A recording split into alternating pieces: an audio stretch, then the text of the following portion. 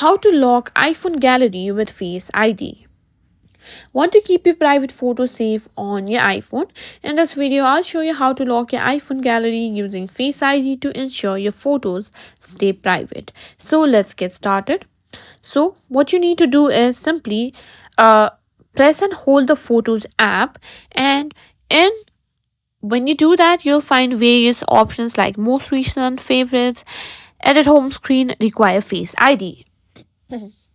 All you need to do is simply tap on require face id, and as you can see, it asks you whether you want to simply require face id. Simply tap on it and it will simply uh, give you access. Your photos may appear in the apps below without using face id, which are in Instagram and here like this, all these apps.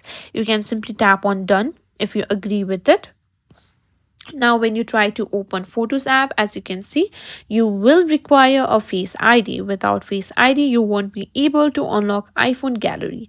So that's it. That's how you can simply lock iPhone gallery with Face ID.